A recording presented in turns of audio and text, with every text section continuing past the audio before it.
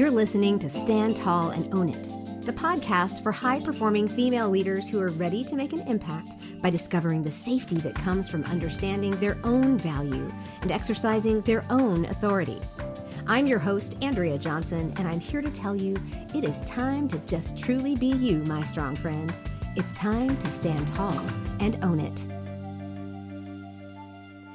Hey there, welcome to another episode of Stand Tall and Own It. I'm your host, Andrea Johnson, and I am excited today because I am going to talk to you about something that I have been tiptoeing around, alluding to, inviting you into, generally talking about for a minimum of 2 years. So if you've paid attention to me at all, if you've looked at any of my show notes, you've seen something about core values. You've heard about core values hybrid coaching. You've heard about my core values digital course. You've heard about my core values workshops. You've heard about how we can use core values to set boundaries. And as I was putting together last week's episode, it just dawned on me that I have shared all this core value stuff with everybody else in the world, but you, my audience. And so for that, I am sincerely sorry. I sincerely apologize. But last week, what we talked about was a thoughtful approach to goals and resolutions. And that's just basically deciding to do or not do something. And I said that the 3 layers you need to consider are first, your core values, what matters most to you, what makes you tick, what makes you what drives you, what makes you happy or sad, your DISC communication style, how you're wired and what you need, and your capacity or your energy level. What do you have to give to the process? And I realized I hadn't actually given you the information on core values. So I decided I would take a workshop that I've done in some leadership spaces, the leadership academies, that kind of thing. And this is what I do on like a half-day basis. And I'm condensing it all down, not as a workshop, but as just a quick and dirty dive into why core values, what they are, and how you can employ them and how you can figure them out. Because you may hear me say, you can get your core values 1-page exercise on how to figure them out and just not really understand why that's an important process. So I'm going to walk through some things here and just kind of give you a little idea of what's important about core values and why you need to know yours and how you figure them out. And included with that will be a definition that I give to core values that you may not be understanding and that a lot of people don't. Before I dive into that piece, I'd like to kind of set the stage a little bit and ask you to think with me a little bit about where you are right now. I want to make sure that you understand why core values or even understanding your core values are important.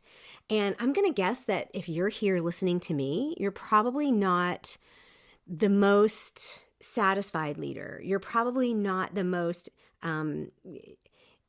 fulfilled leader. You're here to learn something. Even if you like what you do, you're here to learn something, and you're here to learn something from me. So what happens is a lot of the people that I work with, they want to grow their business or they want to get promoted, or most of them want to feel like what the work that they do really matters. They're just not sure where to start. So they'll start taking classes and reading books or getting certifications or degrees, and they end up with things like management positions that have responsibility without authority, or they end up compromising their own principles or core value. Some people call core values principles.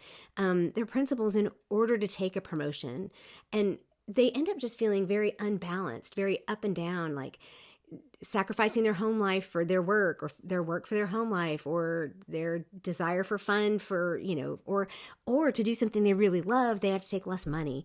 And the problem is everybody wants to be an impactful leader. Everybody wants to do work that they enjoy, that empowers them, and that's built on their strengths, and that they're able to set and honor boundaries in their schedules and their conversations and their own personal authority.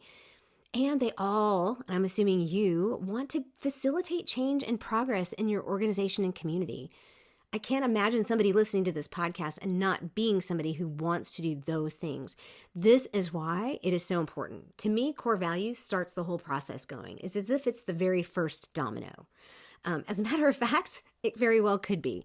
So what I'm going to share with you today is we're going to look at 3 myths that prevent people like you, leaders, from having the kind of impact they desire. Meaning the impact that leaves a mark or even makes a legacy. I'm going to give you 3 simple but profound effects of knowing your core values, and I'm going to wrap it all up with how you can uncover and implement and incorporate your core values into your own personal leadership style to lead with the kind of impact that will allow you to leave whatever mark you desire to leave. So let's start with the myths. Okay, I kind of alluded to these just a little while ago, but I want to make sure that I outline them very well. The first one is the myth of, if I just work harder, I'll get ahead. It's that work harder myth, right? I'm first one in and last one out. I turn on the lights and I lock up the doors. And this proves my worth and my dedication. It gives me more opportunities to lead. The problem is I did this. I think I did this with all of these examples. I did this, and my very first job out of college, and what I discovered was that it actually wore me out. It made me bitter, and it produced a bad attitude, and I nearly got fired. The person who was working harder nearly got fired. What if back then, at 23, I had known why I was working and what was important to me? So if this is you and you're the kind of person that thinks, well, if I just give more, they'll recognize me.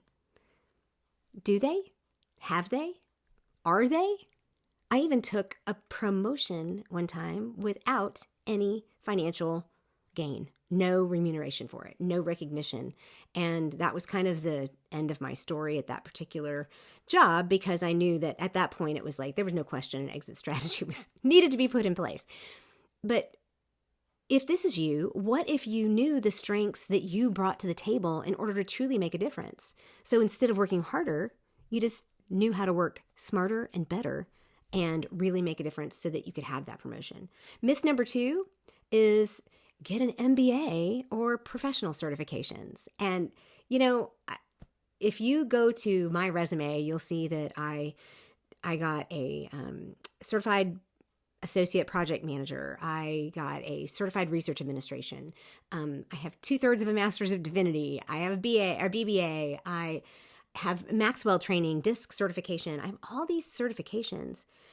And of course, I thought, like most people that get caught up in this myth, that if I beef up my resume and bridge the skill gaps, that's all I need to be taken seriously, to get contracts as a contractor, or even just to get a promotion, right? Those are the kinds of things we're sold and we think. The problem is the resume isn't me. The resume isn't you. The unique skills, the experience, and charisma you bring to the equation, that's what makes you a good leader or a good candidate for that job. So that's myth number 2. You tell me which one you fall in. Are you right? So far, we've got work harder, and we've got get the certifications or the master's degree. And around here, it's a master's, an MBA. And the third myth that's really popular is this never-ending cycle of endless leadership trainings and reading books and attending seminars, and the whole mindset behind this. And it's a good one. Don't get me wrong, because you're listening to me, so I don't want to poo-poo that too much. But it's this idea that in order to bridge my knowledge and skill gaps, it's important for me to have a growth mindset. And so all of these learning opportunities are going to keep me growing. Well, unfortunately, you have to take the time to align what you learn with who you are, or all that intake is just data input. And if you're never processing it, then you're never evaluating it, and you never really put it into play. So until you align what you learn with who you are, that's what actually makes the difference and makes all of that information gathering profitable. Otherwise, you're just gathering information. So what myth category do you fall into? Right now, I think I still fall into the last one. It's that I'm consistently learning, and it's easy to tip over that line, isn't it? To think, well, I want to have a growth mindset, but where do I stop learning and actually start implementing what I've learned? Well, here's the deal. Understanding your core values gives you the ability to actually bust those myths for yourself and actually lead with impact as you for the impact that you desire. It makes you magnetic. So I have a couple of things that will kind of explain what I mean by that. There's three main reasons or ways that core values will do that, that core values are basically the myth buster. The first one is that core values, knowing them, gives you the authority to lead. Authority always comes from authenticity. And others are going to follow you because of who you are. When they see you, when they know that you're being yourself, and you don't have to be like transparent all the time, because there are times when it's good to not be transparent about everything. But if you're authentic, that's different. And when you know your core values, decisions are difficult. Or when you don't know your core values, decisions are difficult. Processes get muddy. Boundaries are overrun. And if you've listened to any of my boundary stuff, that's what I'm talking about. When one of your core values is undercut or stepped on or dishonored, you feel tension. But when you know and when you understand who you are, then you have a clear vision that you can then share with your team. You can share that with your business. You can share that with your family. You can share that with your civic organization or your church. It gives you that ability to be truly you and lead from who you are. So that's the first piece. The second part of why it's important to understand your core values and what they will actually do for you is knowing your core values provides the conviction to lead. Conviction is your firmly held belief or principle. Maybe it's a passion. And when you know who you are, your governing principles, then you know what you believe and why you believe it. I've said that for years. There was a podcast I used to listen to that said, know what you believe and why you believe it. And what's funny is I don't listen to them anymore because I did some critical thinking and I realized I don't need to listen to them. Sorry, that was just a nice little side note, but it's real. And understanding your core values gives you the conviction, the authority to be you, and the conviction to do it. So every decision, I don't know if you thought about this, but every decision, every circumstance, every reaction or outcome that you have ever had, ever will experience or do in the future has been affected by your core values in one way or another, because they are that foundational to who you are. So thirdly, knowing your core values gives you the confidence to lead. When you have the authority because of your authenticity and you have the the conviction because of understanding who you are, then you have the confidence to lead. Again, it gives you that clear vision. It helps you set your own governing principles and priorities and be able to say, this is who I am. This is how I'm going to align myself with my organization, or I'm going to not align myself with my organization. See, when you know your own governing principles and priorities, everything just becomes clear. It's just like having all the snow in a snow globe kind of settle to the bottom. When you understand your core values, your decisions become clear because they become a filter for you, or guardrails if you like. It depends on what kind of analogy works for your brain. They help you with your boundaries, both internal and external, but preferably internal. These are like the door to your house needs to stay locked. People don't just walk in, but they can walk through your yard, but just not into your house. And it also helps your relationships because you know what you have to offer. And so you walk into your relationships clear-headed. You don't walk in defensive or worried about what you're going to get or not. So let's talk about what core values are. And I'll give you my definition and how I see them. And then we can kind of really quickly look at how you can start looking at and determining what your core values are. For starters, a definition that I use for core values is the principles and priorities that guide an individual's actions. They represent that foundational conviction that allows a person to navigate complex situations while keeping their identity and authority at the forefront. In a sentence, understanding the principles and priorities that make you who you are means that you can weather any storm, you can go through any rocky patch and be true to yourself if you know who you are. It's all about awareness. And if you don't know who you are, you don't get to do that. Some people automatically are aligned with and just live by their core values. It's just amazing to me. Most of us don't know. And we're tossed around by the waves. It's like we don't have an anchor. It is, we're susceptible to other people's principles and belief systems. And if you've listened back through some of my podcast episodes talking about your ABCs, your assumptions, your beliefs, and your conditioning, you really need to be able to understand your core values. These are the anchor that will keep you where you need to be. So that's the definition. They're those principles and priorities that guide your actions. Some people call them your compass. It might be the things that bring you joy. It might be the things that the roadmap for you, right? It's whatever it is. It's yours from the beginning, from when you were born. These are not things that you develop. These are things that get more clear as you age, but just because you become more clear in who you are. But here's what they tend to be. They are intangible, but they have documentable effects. So there's three main things. And being intangible means they are not something outside of you. When people come to me to do work on core values and they say, oh, I already know what my core values are my family and my faith and my country. And it's like, no, maybe, and no. It's like they are not outside of you. Those are things you value. Those can be values. They can be things that you've decided to, principles you've decided to walk in, but your core values are inside you. They're not something you can necessarily like touch or feel or even see, but with documentable effects means when one of them is dishonored or undercut or even celebrated, it's very clear that resonated with you. When I was a young musician, we learned, when you first learn about physics of sound and when you learn about music and stuff, you have a tuning fork. Sorry, I'm stuttering around trying to figure out how to actually use this analogy.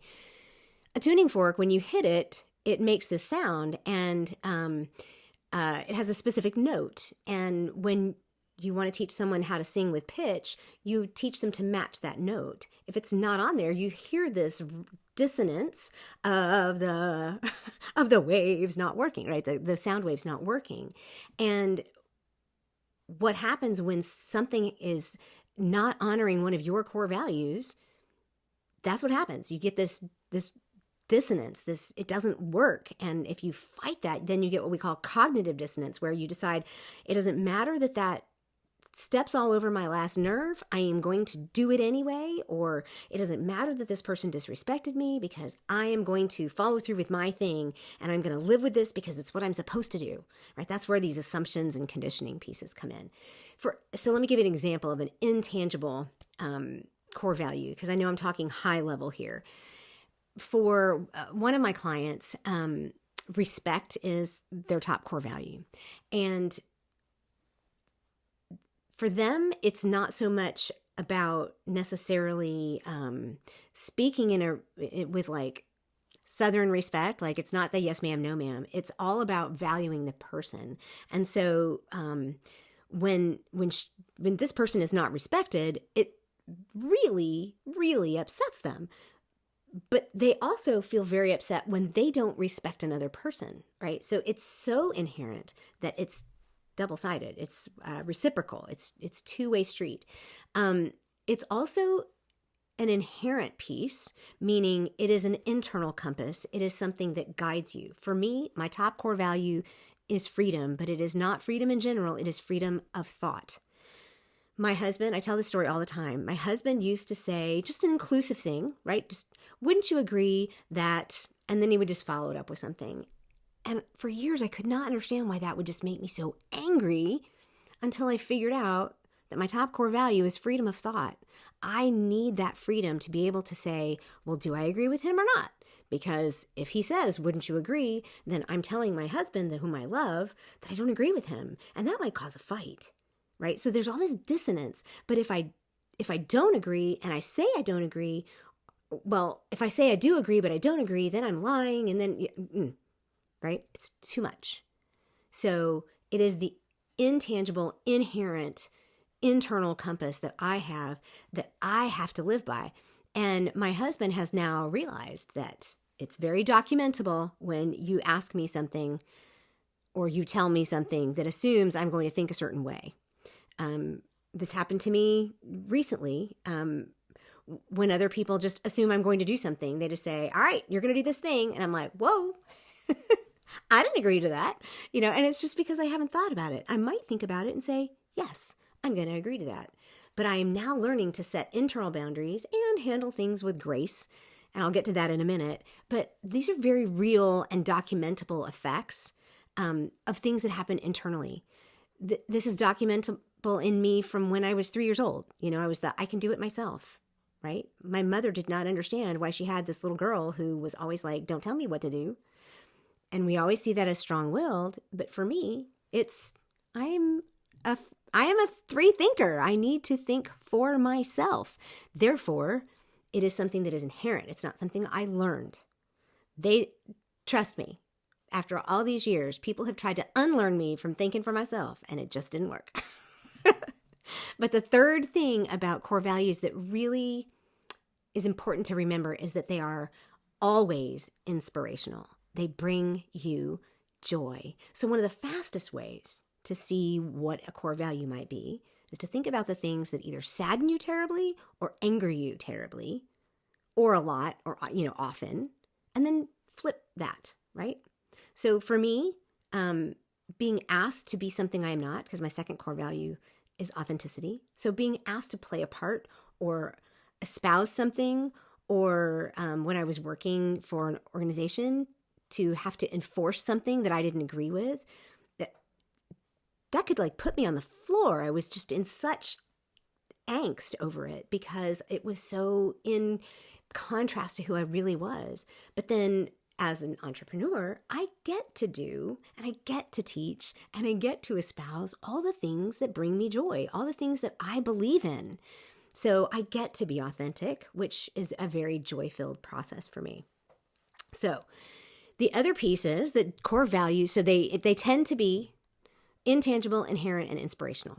But here's the other thing, is they're elemental, all right? They cannot be broken down any further. You may find that as you work through your own core value process, that you start with a big funnel word and you end up narrowing it down and narrowing it down and narrowing it down. But eventually you will get to one that is, if you define it well, that the way you want it to be and that what it really means for you, that it's not going to get any simpler, right? Just like an element on the periodic table. It's just pure gold is pure gold. If you've got an alloy in there, then you've got to get that out, and then you've got pure gold. Or, if you look at molecules, it's like O2 is still oxygen, but CO2 is carbon and oxygen. So it's like you have to realize that it's going to get all the way down. Because of that, they are a foundation upon which you can build everything else. When you are willing to look at your core values, you can then build upon those elements your belief system, your own personal goals and values, your dreams, your boundaries, all of that. So they're elemental and they're foundational. They also reflect your uniqueness and your individuality, which is why using someone else's will not work long term.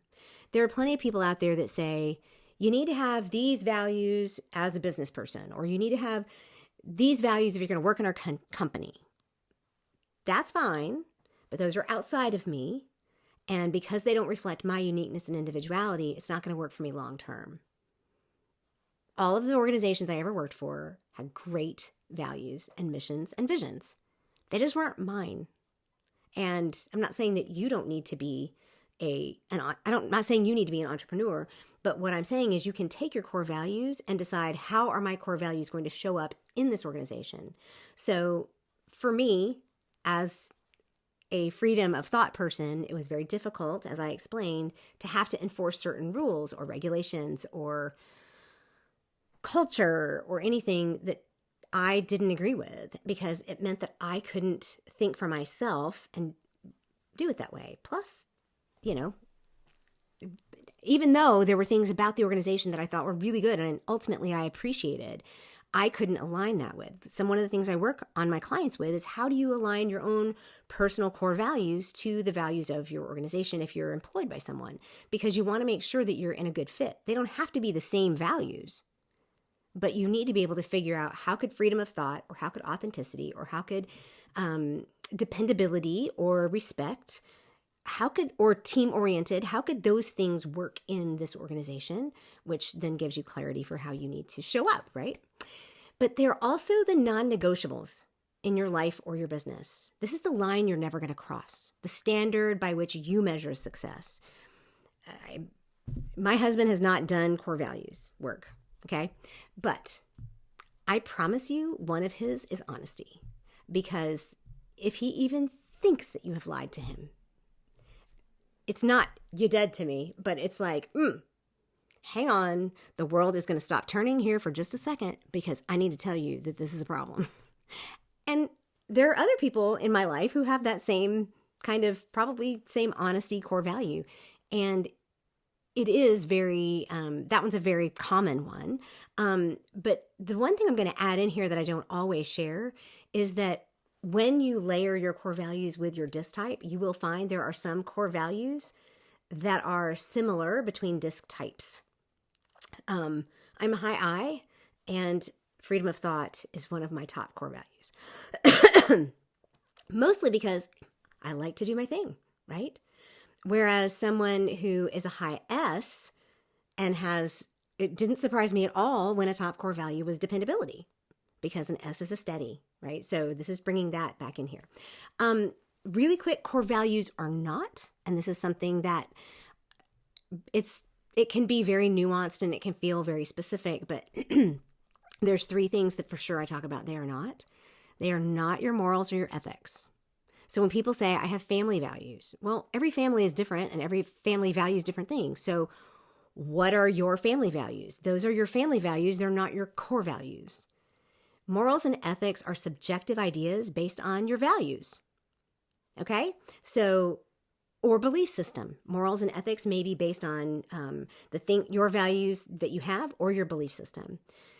Stepping up to beliefs, core values are not your beliefs at all. These are inherited from your beliefs are inherited from your family or your community. They're developed over time. They're changeable. Ask anybody who switched political parties. Ask anybody who has changed religions. Beliefs, even really, really strong ones, myself included, have changed. Beliefs are changeable, I promise.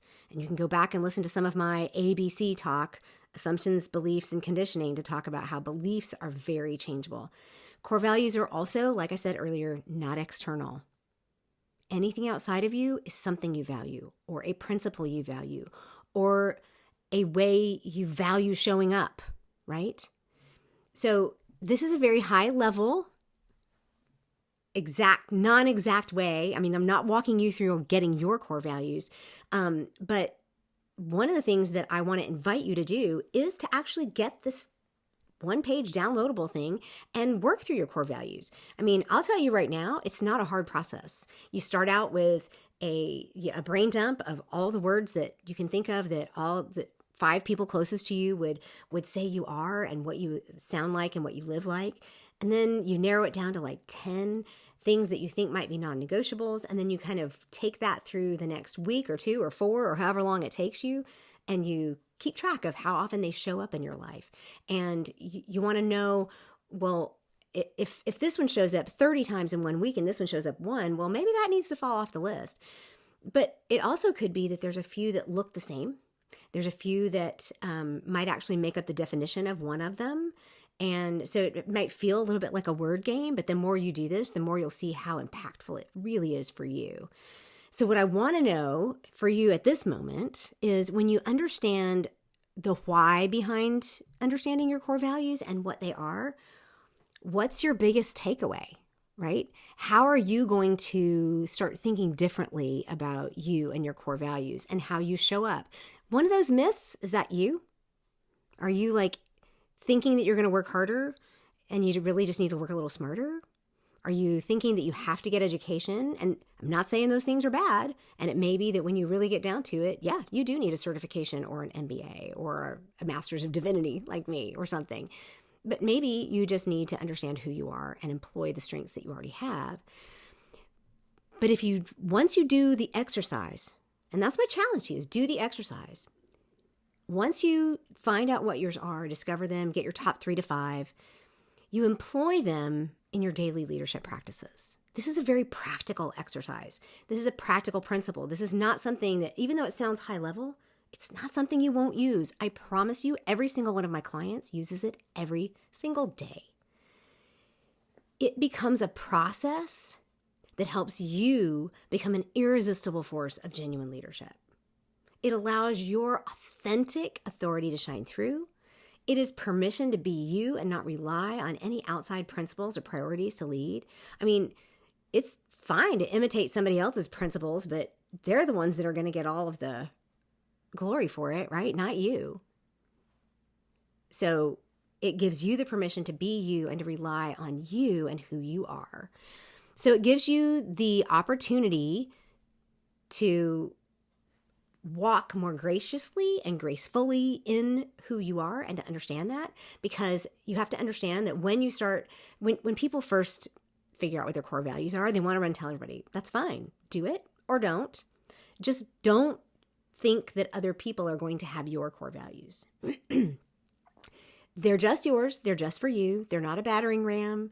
They are there for you to practice making decisions, to figure out how to set boundaries. And as you walk through them, you may find that you have 5 to start with when you're quote unquote done with the process. And then you might narrow them down and adjust the ranking. Like when I first started out, and if you go to my core values course, you will hear me say that my top core value is community. It is not. I adjusted the ranking and I realized that community was too broad. It's actually belonging. So my very first one is freedom of thought, and then it's authenticity, and then it's belonging, which is a specific type of community. It has nothing to do with building a community or being in a community. It's belonging to and helping others belong wherever I am. So give yourself the opportunity to figure out how to set the boundaries by knowing your core values. Figure out if you missed one, right? Share them and narrow it down to your top 3. And then once you really know them and you feel confident in them, then you take them and just evaluate your belief system. Evaluate the decisions that you make. Use them as a filter. Use them as guardrails.